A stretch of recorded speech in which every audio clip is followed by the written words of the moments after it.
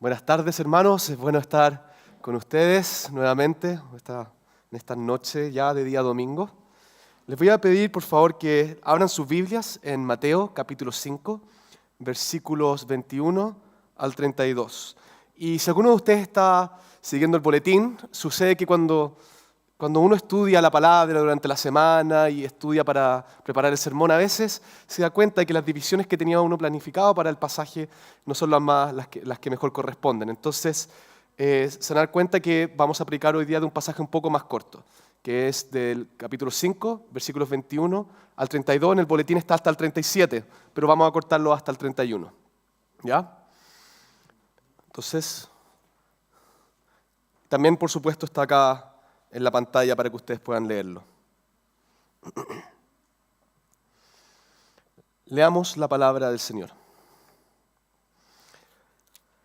Y este es Jesús, obviamente, en el Sermón del Monte. Y dice: oísteis que fue dicho a los antiguos, no matarás, y cualquiera que matare será culpable de juicio.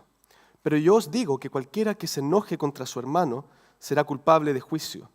Y cualquiera que diga necio a su hermano será culpable ante el concilio. Cualquiera que le diga fatuo quedará expuesto al infierno de fuego. Por tanto, si traes tu ofrenda al altar y allí te acuerdas de que tu hermano tiene algo contra ti, deja allí tu ofrenda delante del altar y anda, reconcíliate primero con tu hermano y entonces ven y presenta tu ofrenda. Ponte de acuerdo con tu adversario pronto, entre tanto que estás con él en el camino. No sea que el adversario te entregue al juez y el juez al alguacil y seas echado en la cárcel. Y es cierto te digo que no saldrás de allí hasta que pagues el último cuadrante. Oísteis que fue dicho, no cometerás adulterio, pero yo os digo que cualquiera que mira a una mujer para codiciarla, ya adulteró con ella en su corazón. Por tanto, si tu ojo derecho te es ocasión de caer, sácalo y échalo de ti. Pues mejor te es que se pierda uno de tus miembros y no que todo tu cuerpo sea echado al infierno. Y si tu mano derecha te es ocasión de caer, córtala y échala de ti. Pues mejor te es que se pierda uno de tus miembros y no que todo tu cuerpo sea echado al infierno. También fue dicho, cualquiera que repudia a su mujer, dele carta de divorcio. Pero yo os digo que el que repudia a su mujer, a no ser por causa de fornicación, hace que ella adultere, y el que se casa con la repudiada comete adulterio. Oremos una vez más al Señor. Amado Padre Celestial, te damos gracias por tu palabra, que es verdadera, es confiable y es la misma siempre para todos los siglos. Y te pedimos, Señor, que ahora que esta tu palabra es expuesta, que a mí me des tus palabras, que no sea yo el que hable, sino que sea tu Espíritu Santo, Señor. Te pido que cada uno de los que esté aquí, este mismo Espíritu Santo, le esté trabajando en sus corazones para recibirla de acuerdo a tu voluntad, Señor. Te rogamos por esto en el nombre de Cristo Jesús. Amén. No sé si ustedes, creo que este juego ya no está de moda, pero ustedes me imagino que todos han jugado alguna vez Monopoly. Sí, es un juego bien popular, creo que no es el juego que está más de moda hoy día entre la juventud, del cual ya apenas me considero. Y muchas veces se ha dicho que Monopoly es un juego que está hecho para pelearse. Si hay un juego en esta vida que está hecho para que todos nos agarremos, es el Monopoly. Y la razón por eso es porque cada uno tiene sus propias reglas en el Monopoly.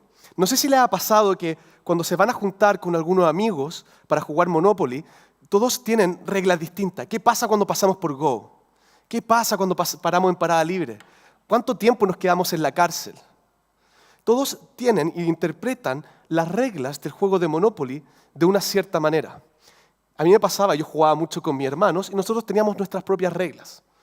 Pero si lo pensamos bien y después uno lee, de hecho, las instrucciones del juego, de la caja, nos damos cuenta que las reglas que nosotros tenemos no tienen nada que ver con las instrucciones de la caja. Por ejemplo, nosotros decíamos, cuando uno pasa por Go, que en Monopoly es un tablero, y cuando uno pasa por un casillero, uno tiene 200 de pesos. Uno gana 200 pesos. Y nosotros jugábamos que cada vez que uno caía exactamente en ese tablero, uno ganaba 300. También, por ejemplo, nosotros decíamos que cuando uno llega a la cárcel, uno tiene que perder un turno. Cuando en realidad las reglas dicen que hay que estar 3 turnos tirando el dado hasta que salgan los 2 dados iguales, y después cuando uno sale tiene que pagar 50. Si ustedes no han jugado Monopoly, no se preocupen, esto no es esencial para el sermón, pero el punto que quiero hacer aquí es que, si bien hay un set de reglas, con el pasar del tiempo, en la medida que vamos jugando el juego, en la medida que se va alejando del set de reglas que teníamos al principio, cada uno va armando sus propias reglas, algunas por conveniencia, otras porque hay un malentendimiento, algunas sencillamente porque nos gusta el caos y encontramos que el juego es fome así como está. Como sea el caso, nosotros vamos formando nuestras propias reglas. Esto también pasa en el mundo legal. O sea, ¿de qué se tratan los juicios si no es, por un lado, comprobar la evidencia, pero después interpretar las leyes y ver qué es lo que realmente esta ley está diciendo, qué es lo que el legislador está escribiendo? Hay un debate en derecho civil que es entre la inexistencia y la nulidad absoluta. Y no les voy a dar la lata, pero esencialmente dice en la inexistencia que cuando hay un contrato que no cumple lo esencial de un contrato, es decir, por ejemplo, que yo le puse una pistola en la cabeza a la persona para que llegara a un acuerdo conmigo, eso significa que hay una inexistencia. ¿Qué quiere decir eso? Que nunca existió un contrato. Y hay aquellos que dicen que no, lo que hay es nulidad absoluta. Hubo un contrato, pero todos los efectos del contrato tienen que retrotraerse al punto al punto antes de que el contrato se haya realizado. Otra vez, si ustedes no entienden eso, no importa, no es esencial. El punto, repito, es el siguiente. Interpretar las reglas muchas veces trae errores. Pero hay una diferencia cuando hablamos de la ley de Dios. Porque a diferencia de la ley de los hombres que puede cambiar, mutar, y nosotros podemos acordar que son distintas, las leyes de Dios son iguales para siempre. Nosotros no podemos torcer la ley de Dios porque la ley de Dios es perfecta. Porque la ley de Dios aplica para todos los siglos. Y lo que nosotros tenemos acá en el Sermón del Monte, hemos presentado ya a este Cristo que es el Rey. Este Cristo que vino a establecer el reino y viene con Él a establecer su reino. Y todos los reinos tienen sus propias leyes. Y las leyes del reino de Dios ya estaban establecidas de antes, en el Antiguo Testamento, cuando Israel, que era el pueblo de Dios, Dios les entregó su ley. Y particularmente lo que nosotros llamamos la ley moral, que es esa ley, que es cómo debemos nosotros caminar en santidad, que es perpetua hasta el fin de los días, ya había sido entregada. Pero en la época de Jesús, acá con esta ley, lo que estamos viendo, en los judíos, en los fariseos y los escribas, habían tergiversado muchas de estas leyes. Algunas por malas interpretaciones, honestas, otras sencillamente porque en sus propios corazones no querían seguir la santidad que Dios les había impuesto. Entonces comprometían la ley de Dios. Quiero que leamos estos pasajes tan famosos en el Sermón del Monte, entendiendo que no es cierto, como algunos dicen, que Jesús acá está ablandando la ley. La está haciendo más tranquila, está diciendo que la ley ahora es menos estricta de lo que era antes. Si recordamos lo que predicó Pablo la semana pasada, en el versículo 17 del capítulo 5, dice lo siguiente: no penséis que he venido para abrogar la ley o los profetas. No he venido para abrogar, sino para cumplir. Jesús dejó en claro, yo no vine a cambiar la ley, yo vine a cumplirla. Pero por otra parte también hay aquellos que dicen que Jesús vino a endurecer la ley. Y si bien a buenas y primeras parece ser así, que Jesús hace que la ley sea más estricta, lo que realmente está haciendo Jesús es interpretar la ley de Dios correctamente. Está diciendo, esto fuera el sentido de la ley desde el principio. Jesús no está poniendo un estándar más alto, no está poniendo un estándar más bajo, está poniendo el estándar que Dios pone y que había sido tergiversado en ese momento.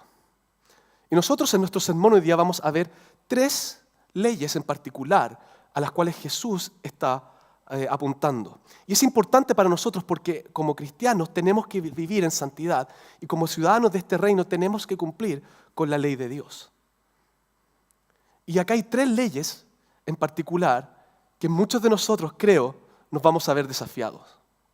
Una de las ventajas de predicar capítulo por capítulo un libro de la Biblia es que a veces nos encontramos con pasajes de la Biblia que son difíciles, que como predicador me gustaría saltarme porque no son fáciles de predicar, pero nos desafían.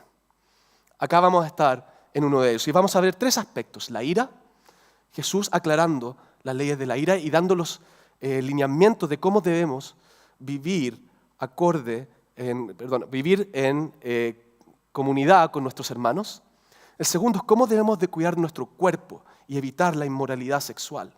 Y en tercer lugar, la importancia del matrimonio, cómo hemos de vivir en matrimonio, particularmente atacando lo que es el divorcio. Y estas son 3 leyes que Jesús con las cuales nos está desafiando hoy día para vivir en santidad.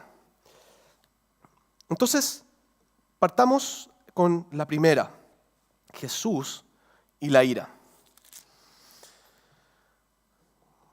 Jesús acá parte en el versículo 21 diciendo lo siguiente: oísteis que fue dicho a los antiguos, no matarás, y cualquiera que matare será culpable de juicio. Nos vamos a dar cuenta que las leyes que Jesús tienden a tener, y no solamente estas 3 que estamos viendo hoy día, sino las que vamos a ver en las semanas que vienen, tienen 2 partes. Por una parte Jesús dice, cita el Antiguo Testamento, no matarás, y por otra parte pone una enseñanza de la época, a veces buena y a veces mala, que está pegada a esa ley. Entonces la primera parte dice, no matarás. Todos hemos escuchado esto, es el 6º mandamiento que está en Éxodo capítulo 20, versículo 13. Y cualquiera que matare será culpable de juicio. Esta es la interpretación de la época que estaba y que en este caso es una interpretación correcta. Pero inmediatamente Jesús, en el versículo 22, parece intensificar esto. Y dice, pero yo digo que cualquiera que se enoje contra su hermano será culpable de juicio, y cualquiera que diga necio a su hermano será culpable ante el concilio, cualquiera que le diga fatuo quedará expuesto al infierno de fuego. Es interesante que cuando nosotros pensamos en no matarás, parece ser bien sencillo, ¿no? Es, bueno, si es que yo nunca he apuñalado a alguien y lo he dejado muerto, entonces eso significa que yo nunca he roto este mandamiento. Y podemos pensarlo así, y seamos honestos. Tendemos a pensar en los mandamientos de Dios y intentamos cumplirlos muchas veces cumpliendo con el mínimo. Buscando qué es lo menos que tengo que hacer para cumplir con el estándar de Dios.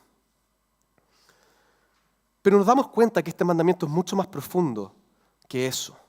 Tiene muchas más implicancias. El no matarás no sencillamente espera de nosotros una obediencia externa. Y esto es lo primero que quiero dejarle en claro.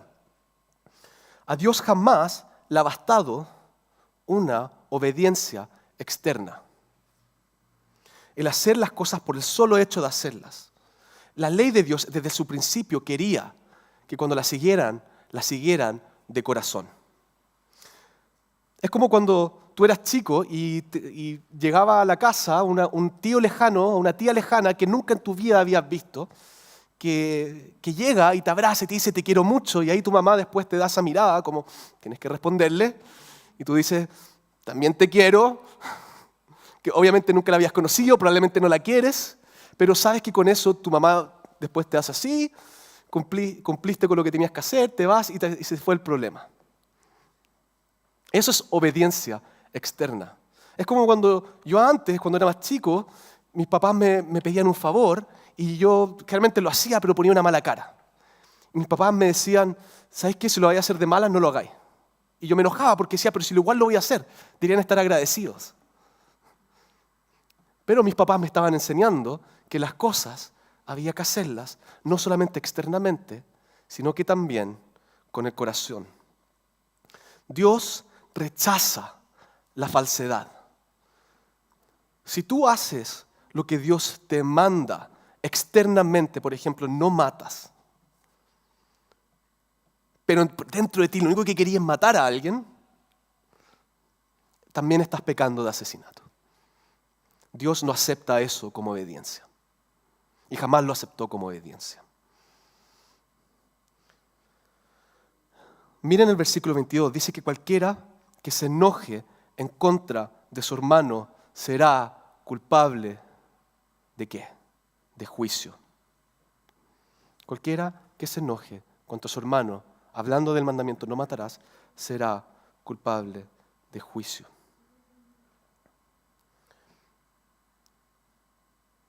Y acá está el tema. El pecado nace en el corazón. Cuando el pecado se manifiesta en lo externo, eso es porque nosotros le dimos albergue al pecado por mucho tiempo antes. Lo externo es solamente una representación de algo que ya está ocurriendo en el corazón. Es por eso que en consejería, cuando alguien llega y dice, no, es que yo tengo un problema de ira, uno no se preocupa solamente de la ira, y obviamente que si le está pegando a alguien queremos que deje de hacerlo, y si quiere matar a alguien, no, que no lo mate, pero eso es solamente una manifestación externa de algo que existe en el corazón. Y si solamente cambiamos la conducta, no estamos realmente solucionando el problema que está en el corazón.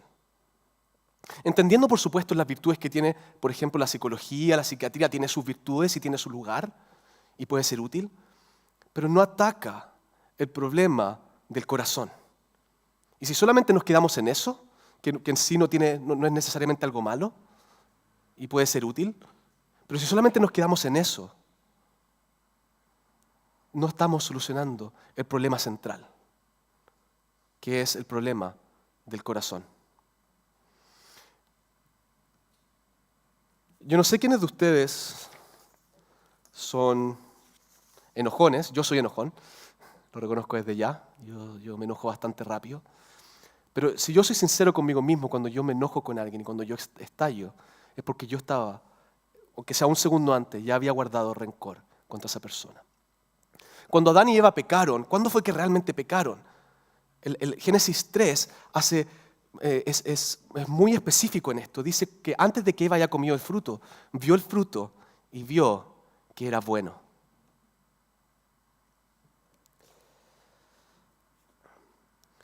¿Y qué destructivo es esto cuando nuestro corazón se torna en contra de nuestros hermanos?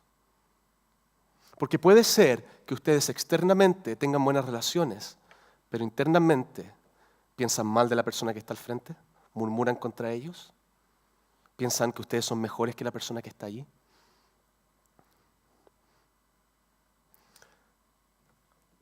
Y hay algo que Jesús nos enseña sobre el conflicto en los versículos 23 y 26. Y dice lo siguiente: por lo tanto, si traes tu ofrenda al altar y allí te acuerdas de que tu hermano tiene algo contra ti, deja allí tu ofrenda delante del altar y anda, reconcíliate primero con tu hermano y entonces ven y presenta tu ofrenda. Estar en conflicto, tener un corazón en contra de nuestros hermanos, que es un problema del corazón. Y si tenemos una relación rota, Jesús a esto, Él le da suma urgencia. No quiero acá decir que acá el pasaje está diciendo que no vayan a ofrendar, ¿ok? Quiero dejar eso en claro. Pero sí, Jesús está diciendo que si bien, por supuesto que la ofrenda es importante y jamás dice que no ofrenden, está diciendo que la relación con nuestros hermanos es aún más importante. Tenemos que buscar la reconciliación urgentemente. ¿Hay alguien en tu vida con quien estés en conflicto hoy?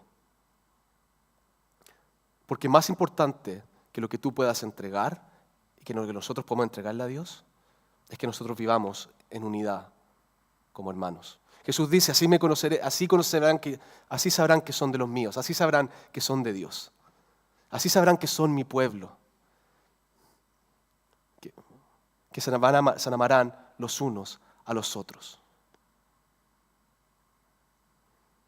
Examina hoy tu corazón, porque tu corazón, si es que guarda rencor, ya estás pecando de asesinato. Porque el asesinato es solamente la respuesta externa a algo que ya te está ocurriendo en el corazón.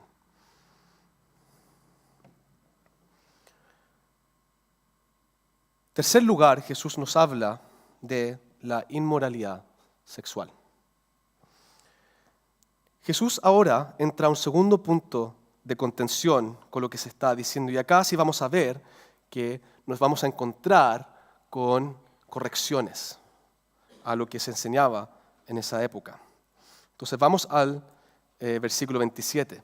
Oísteis que fue dicho, no cometerás adulterio, pero yo os digo que cualquiera que mire a una mujer para codiciarla, ya adulteró con ella en su corazón.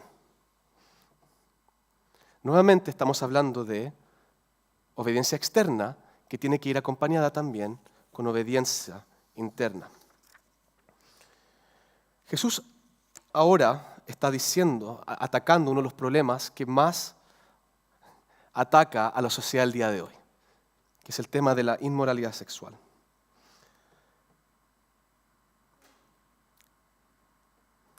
El apóstol Pablo, en un momento en las Escrituras, en 1 Corintios capítulo 6, versículos 18 al 20, él dice lo siguiente: huid de la fornicación.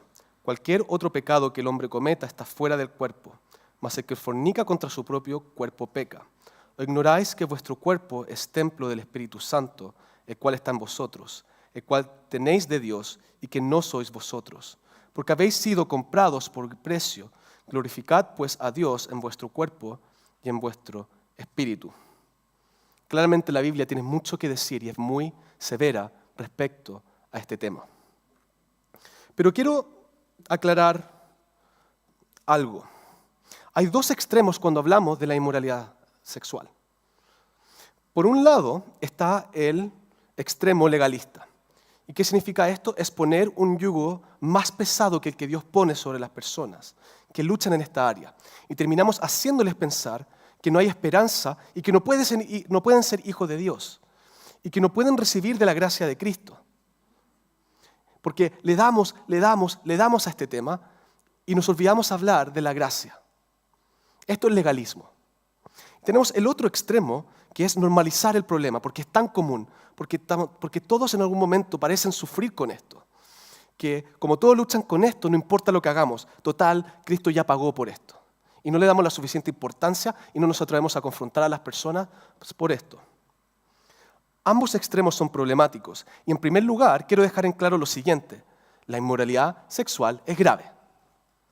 Es un problema. Jesús en nuestro pasaje claramente se lo toma en serio. Miren lo que dice en el versículo 29 y 30. Por tanto, si tu ojo derecho te es ocasión de caer, sácalo y échalo de ti, pues mejor te es que se pierda uno de tus miembros y no que todo tu cuerpo sea echado al infierno. ¿Qué está diciendo Jesús? Que si es que la inmoralidad es cosas tuyas en tu vida, no está diciendo que se corten un brazo, no está diciendo que se saquen un ojo, esto es figurativo, pero está diciendo que si hay cosas en tu vida o patrones en tu vida o cosas en tu vida que te están haciendo caer en inmoralidad sexual, huye de ellos. ¿Y por qué? Porque ustedes son templo del Espíritu Santo, como leímos de Pablo. Y pecar con su cuerpo es mancillar dicho templo. Y acá es traducido como fornicación, pero la palabra de hecho que se utiliza detrás y que es más correctamente traducida, es más amplia, es inmoralidad sexual. No es solamente el acto, sino que también es lo que pensamos, las cosas que miramos, las cosas que habitan en nuestro corazón. También entra dentro de esta categoría y también están adulterando en su corazón cuando caen en esto. El mandato de Cristo es que huyan de la inmoralidad sexual. Recuerden a José, ¿qué hizo cuando fue tentado? Huyó. Jesús nos manda a huir, correr, no que pensarlo dos veces. ¿Qué quiere decir esto? Esto quiere decir que no da lo mismo lo que miramos y no da lo mismo lo que pensamos, no da lo mismo las cosas que hablamos ni los chistes que decimos, no da lo mismo los juegos de play que jugamos, no da lo mismo las películas o series que miramos, ni las canciones que escuchamos, ni lo que vemos en internet cuando estamos solos. No da lo mismo la música a la que bailamos, ni cómo la bailamos. No da lo mismo la ropa ni los trajes de baño que usamos. No da lo mismo cómo pololeamos, ni con quién pololeamos, ni cuándo pololeamos, ni con el propósito con el cual pololeamos. No da lo mismo las situaciones en las que nos ponemos, ni lo que hacemos con nuestros propios cuerpos. No da lo mismo si tenemos relaciones fuera del pacto del matrimonio, y por supuesto no da lo mismo si cometemos adulterio cuando estamos en matrimonio. Todas estas cosas que están tan normalizadas en nuestras vidas, en nuestra sociedad, incluso en nuestras iglesias, no dan lo mismo. Jesús dice que si te son ocasión de caer, córtalas, échalas, porque es mejor que esas cosas sean echadas a que tú seas echado. Y a veces, y si acá estamos siendo muy duros, es porque a veces tendemos a ser demasiados laxos en esto. Y hacemos demasiadas concesiones. Y nos ponemos en situaciones que sabemos que nos pueden hacer tropezar. No vaya a ser, no pienses que estén firmes, no vaya a ser que caigan, es lo que decía el apóstol Pablo. ¿Cuántas veces no han escuchado esto? No, es que yo sé que tengo autocontrol. Es que yo sé que en esto no caigo. Y usando eso como excusa, ¿qué hacemos? Tergiversamos la ley de Dios. Y la ajustamos a nosotros mismos. Nos olvidamos de lo que Dios nos está mandando, que nos manda a vivir en pureza. Y nos manda a vivir en santidad. Y nos olvidamos de eso. Pero por otro lado, como ya no queremos tampoco caer en el legalismo, como dijimos al principio, tenemos que traer acá también el Evangelio y traer la gracia que hay en esto. Quiero traerle palabras de consuelo a aquellos acá y que nos miran desde la casa, que están luchando con la tentación. Porque a veces tendemos a hacer de la pureza sexual el fin de todas las cosas. Hacemos de ella el test de la blancura para saber quién es salvo y quién no. Y si bien por supuesto que nuestros frutos tienen que condecirse con nuestra nueva identidad en Cristo, al mismo tiempo nosotros sabemos que es una lucha. Sabemos que que el crecimiento no es de un día para otro, es paulatino, que el Espíritu Santo trabaja con nosotros. Y si hay una verdadera lucha, hay consuelo, porque significa que el Espíritu Santo está trabajando. Y la verdad es que como cualquier otro pecado, no es tan grande que Cristo no pueda perdonarlo por medio de su sacrificio redentor en la cruz. Cristo en la cruz murió por tu pecado, por tu impureza sexual. Y si tú estás en Cristo y vuelves a Él en arrepentimiento, como Pablo nos mencionó, tú eres verdaderamente perdonado. Y si vuelves a caer luchando contra el pecado, no lanzando, pero luchando contra el pecado, Cristo te va a perdonar nuevamente. Siempre que volvamos en arrepentimiento al Señor, vamos a ser perdonados. A veces la vergüenza, porque este es un tema que nos trae mucha vergüenza, nos lleva a no querer orar y pedir ayuda a Dios. Y Satanás nos engaña acá. Satanás juega en nuestra contra. Porque cuando nosotros caemos en vergüenza por causa de nuestro pecado, ¿qué es lo que Él hace? Se pone al lado de nuestro oído y nos dice, tú eres demasiado sucio para estar enfrente de la presencia de Dios. Tú no puedes. ¿Cómo puedes ser cristiano tú? ¿Cómo puedes ir en una oración al Señor? Dios no te puede perdonar y no te puede sacar de esto. Y en esa vergüenza Satanás nos saca de la presencia de Dios. Cuando el mejor lugar en el que podemos estar cuando estamos en pecado es en las manos de nuestro Redentor, si es que estamos en Cristo, si es que confesamos y creemos en aquel que murió por nosotros. El mejor lugar que podemos estar es con aquel que nos perdona y nos puede lavar y nos viste con ropas blancas. Si estás con ropas inmundas, Él te va a vestir con ropas blancas.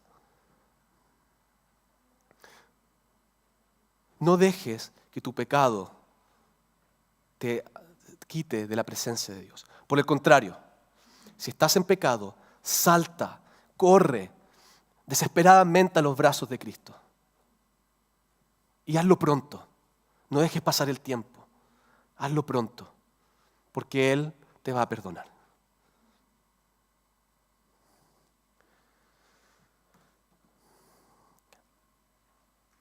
En segundo lugar, quiero también hacer el siguiente llamado. Si ustedes son alguien que está luchando con impureza sexual, con la tentación sexual, les quiero hacer el siguiente llamado. No caminen solos. Porque si bien esto es algo que nos trae vergüenza y nos hace muy vulnerables el compartirlo con otras personas, eso también es de lo peor que podemos hacer, encerrarnos en nosotros mismos con esto. Busca a alguien de confianza, mujer si eres mujer, hombre si eres hombre. Para un tema como este es lo más sano. Que sea cristiano, que sea maduro, que tú confíes. No estoy diciendo que lo abran y se paren y le digan a todo el mundo, pero encuentren a alguien de confianza que camine con ustedes. que en tus tropiezos te llame la atención y te anime a buscar la santidad, recordándote así también el Evangelio y la gracia en esos momentos bajos. Y al mismo tiempo que cuando logres triunfos y hayan avances en tu lucha con el pecado, que celebre contigo y dé gracias a Dios contigo. Que pueda rendir cuentas contigo y celebrar contigo. Para que juntos puedan cumplir así la ley de Cristo, como nos dice en Gálatas 6. Compartan sus pecados sus cargas los unos con los otros, para que así puedan cumplir con la ley de Cristo. No nos olvidemos que Dios utiliza a la iglesia, a nuestros hermanos, para crecer en santidad. Si ustedes luchan con esto, por favor, acérquense a alguien que ustedes confíen, puede ser yo, puede ser otra persona, pero caminemos juntos. No caminen solos, porque es posible, y puede ser que lleven muchos años luchando con esto, pero es posible vencer el pecado. No es imposible. Yo sé que parece difícil cuando se ha luchado muchos años con esto, pero el Espíritu Santo de Cristo, enviado por Cristo, nos puede dar esa victoria. El tercer punto que Jesús viene a levantar viene de Deuteronomio 24. Y acá Jesús está hablando del divorcio. Veamos el versículo 31. También fue dicho, cualquiera que repudie a su mujer, dele carta de divorcio. ¿Ya? Y acá ya tenemos una verdadera distorsión de lo que dice la palabra de Dios, porque en Deuteronomio 24, versículos 1 a 4, efectivamente habla de la posibilidad de divorcio, pero tenemos que leer ahora el versículo 32 para ver que Deuteronomio 24 dice otra cosa. Dice, pero yo os digo que el que repudia a su mujer, a no ser por causa de fornicación, o adulterio o inmoralidad, hace que ella adultere, y el que se case con la repudiada comete adulterio. Deuteronomio 24, si ustedes no lo vamos a leer ahora, pero después vayan a revisarlo en sus casas, del 1 al 4 habla del divorcio, y el punto que está haciendo una concesión. Está diciendo, si es que existe adulterio, existe la posibilidad, no la obligación, la posibilidad de divorciarse. ¿Ok? La posibilidad. Y quiero contarle un poco lo que se enseñaba en esa época, porque llega a ser un poco caricaturesco. Por ejemplo, en esa época, porque obviamente había muchas personas que querían divorciarse, no querían a su mujer, lo que fuera, los maestros de la época, los escribas y los fariseos, habían empezado a hacer millones de concesiones un tanto ridículas para permitir que las personas puedan divorciarse en contra de la ley de Dios. Pero ellos justifican, no, lo que en verdad dice la ley de Dios es lo siguiente. ¿Cuál era una de estas? Por ejemplo, si un hombre encontraba una mujer que era más atractivo para él que su señora, había algunos maestros, para ser justo estoy mostrando los casos más extremos, pero había algunos maestros que enseñaban que podía divorciarse y repudiar a la mujer y conseguirse esa mujer. Habían otros, aún más ridículos, que decían que un hombre podía divorciarse de su mujer si su mujer le servía carne podrida. ¿Cómo estaríamos en eso? Si es que nos sirven comida que no nos gusta, podemos divorciarnos. Pero eso era alguno de los casos que se enseñaban. Habían otros que eran, para ser justos, que eran conservadores y mantenían lo que decía Deuteronomio 24. Habían otros que lo malentendían. El hecho es que había mucha enseñanza de la ley de Dios que había sido distorsionada con el uso en el tiempo. Y hablando del divorcio, les quiero decir ahora, y lamento decepcionarlos, no les voy a poder resolver todas las inquietudes de los casos difíciles de divorcio que puedan salir. Hay muchos cristianos, buenos cristianos, que aman las Escrituras, que intentan de ser fieles a las Escrituras, que llegan a conclusiones distintas cuando leen todos los pasajes de la Biblia que hablan respecto al divorcio. ¿Ok? Pero hay ciertos mínimos que la Biblia nos deja en claro, y en el 99% de los casos, en general, están todos de acuerdo. Porque muchas veces utilizamos los casos extremos para romper las leyes que Dios nos da. Y el punto que está haciendo Jesús acá, el principal, es el siguiente. El diseño original del matrimonio no contempla el divorcio. El diseño que le dio Dios al matrimonio no contempla el divorcio. Entendiendo, por supuesto, que existe el pecado entró en el mundo, y por supuesto que el pecado tiene consecuencias negativas, y que el pecado puede hacer de ciertas circunstancias que sean insostenibles para un matrimonio, Dios hace una concesión y es una posibilidad, le da la opción a que en casos de adulterio, y el segundo caso explícito en la Biblia es el caso de abandono, en el que, por ejemplo, probablemente también podemos enmarcar casos de abuso severo, en 1 Corintios 7, pero salvo esos casos, Dios está diciendo, ustedes no deben divorciarse. Y en esos casos, si se divorcian no pecan, pero es una concesión que no es la ideal. Espero que eso haya quedado claro. Entendiendo que yo no conozco todas las historias que están acá y no conozco que si hay personas que nos miran y todos que estén divorciadas. Yo entiendo que hay situaciones difíciles, pero la Biblia habla de estos dos casos. ¿Por qué? Porque Dios diseñó el matrimonio para que dure por toda la vida. ¿Qué quiere decir eso para nosotros como ciudadanos de este reino?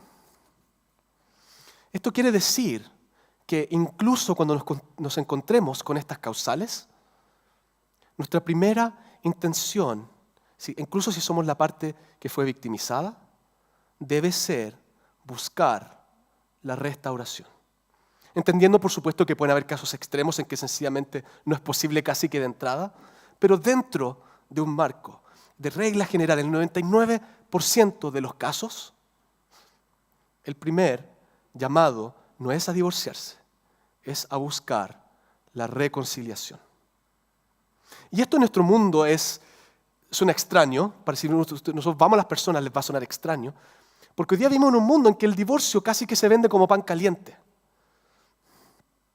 Y no digo que las situaciones no sean difíciles, que no exista sufrimiento, pero hoy día uno escucha a personas divorciarse porque, bueno, es que se acabó el amor, que ya no siento lo que sentí cuando me casé, y ya no está el entusiasmo que yo tenía cuando yo estaba casado. O es que yo no puedo ser feliz con esta persona, y ninguno de los dos puede ser feliz, así que de mutuo acuerdo decidimos disolverlo. Pero Cristo en Marcos 10 nos deja algo claro. Perdón, en Mateo 19 nos deja algo claro. Nos deja lo siguiente, que lo que unió Dios no lo separe el hombre. ¿Qué quiere decir eso? Que los que se unió en matrimonio no son los hombres. El matrimonio no es una institución hecha por hombres. Cuando dos personas se casan, ya sea que se casen por la ley, que se casen en frente de la iglesia, nuestros estándares de fe permiten ambos. Pero en esos casos, Dios fue el que los unió. Y eso tenemos que tenerlo claro. Y si Dios lo unió, no es para el hombre separarlo.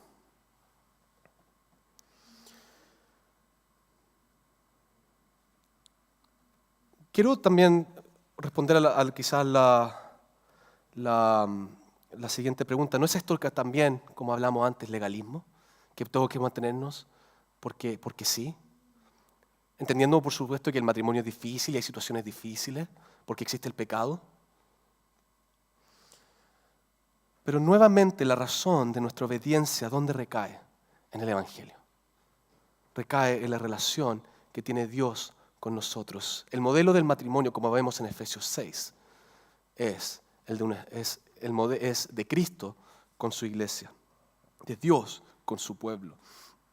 Porque Dios describe su relación en el libro del profeta Oseas con su pueblo en el Antiguo Testamento como la relación entre un hombre fiel, siendo Dios, y una mujer adúltera, que es su pueblo. Su pueblo, nosotros, somos una mujer adúltera. ¿No? Esto no es algo sexista, es sencillamente el ejemplo que está utilizado en la Biblia. ¿Y qué significa eso? El pueblo de Dios una y otra vez corría tras dioses e ídolos que no eran Dios. Nosotros una y otra vez valoramos cosas de este mundo que son más que Dios y atentamos contra la ley de Dios y en eso somos infieles al pacto que hizo Dios con nosotros, que era un pacto de exclusividad. Y cuando nosotros adulteramos en contra de Dios, ¿qué es lo que sucede? ¿Dios nos abandona? No. Dios nos trae de vuelta a sí mismo. Dios nos hace suyos. Dios nos limpia. ¿Qué es que hacía el profeta Oseas cada vez que su mujer iba y estaba con otro hombre? el profeta Oseas iba, la tomaba y la traía de vuelta a casa. Una y otra vez. Eso es exactamente lo que Dios hace con nosotros. Y es por eso que debemos buscar la reconciliación. Quiero hacer un llamado primero a los que están casados. Y yo estoy recién casado, no pretendo saber más que ustedes. Estoy intentando hablar desde la sabiduría de las Escrituras, no desde mi propia experiencia. Pero un llamado a los que estamos casados desde las Escrituras es el siguiente. Luchen por sus matrimonios. Cuiden sus matrimonios como Dios cuida su relación con la iglesia. Que incluso cuando es difícil, incluso cuando hay conflicto, incluso cuando parecemos estar desesperanzados y parece traernos angustia, seamos pacientes, seamos misericordiosos como Dios es misericordioso con nosotros y mantengámonos fieles como Dios se mantiene fiel con nosotros. Por otro lado, también quiero hacer un llamado para los que no están casados, ya sea porque no quieren casarse o porque estén pololeando, porque sencillamente han intentado no están interesados en casarse ahora. O porque quieren casarse y no han podido casarse, cualquiera sea el caso. En primer lugar, quiero decirles, ustedes ya son parte de un matrimonio perfecto y el matrimonio no los completa a ustedes. Ustedes no son menos por no estar casados. No son menos personas, no son menos cristianos. Están ya completos en Cristo. El matrimonio es una bendición de Dios, pero no es lo que nos hace completo y no es lo que nos da nuestra identidad. Y ustedes pueden en su soltería glorificar a Dios y ser esa esposa que Dios espera de su iglesia. Pueden vivir la vida cristiana plenamente estando solteros. Pero en segundo lugar, para aquellos, especialmente para los que ustedes busquen y estén buscando a alguien con quien casarse, desde ya cuídense a ustedes mismos y prepárense y oren al Señor para que los fortalezca en esta labor. Porque si Dios nos pide que seamos fieles en nuestro matrimonio y que nuestro matrimonio se mantenga hasta la muerte, Dios nos va a capacitar para aquello. Confíen en Él y prepárense desde ya. Siempre busquemos la acción de Dios en todas las áreas de nuestra vida. No es fácil lo que acabamos de hablar hoy día, ¿cierto? La vara parece ser muy alta, que incluso cuando nuestros corazones desean aquello que no agrada a Dios, ya estamos cayendo en el pecado. Que debemos mantenernos fieles a nuestro matrimonio, incluso cuando las cosas parecen insalvables. No es fácil, pero nosotros tenemos un rey, somos ciudadanos de un reino. Y ese rey, que es Jesucristo, nos capacita para vivir acorde a su ley. Y hermanos, no podemos jugar con la ley de Dios. Podemos engañar a nuestros hermanos, podemos engañar a nuestro esposo, esposa, podemos engañar a las personas que están afuera, pero Dios conoce nuestros corazones. Pero podemos depender de Él, en que somos nuevas criaturas, somos nuevos ciudadanos, ya no de este mundo, no esclavos del pecado, somos ciudadanos del reino celestial. Y Dios nos capacita para vivir acorde a su ley. Oremos.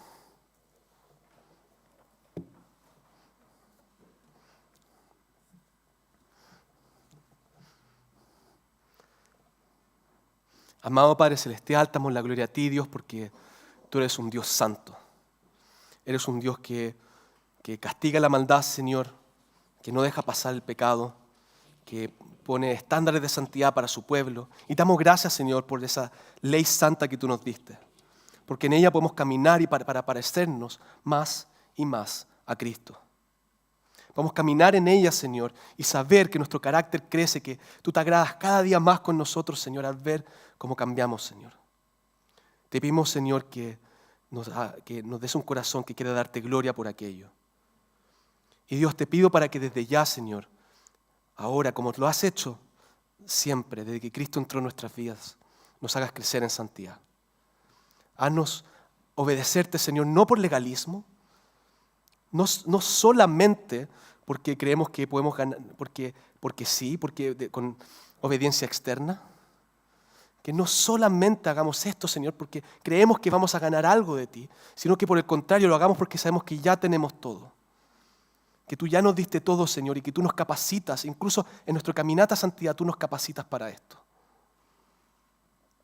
Te pedimos, Señor, que tú estés con nosotros, con tu pueblo, para que sea esa novia santa.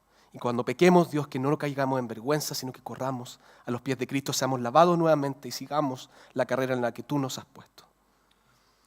Te oramos por esto en el amado nombre de nuestro Señor y Salvador Jesucristo. Amén. Hermanos, pongámonos de pie en respuesta a esta palabra.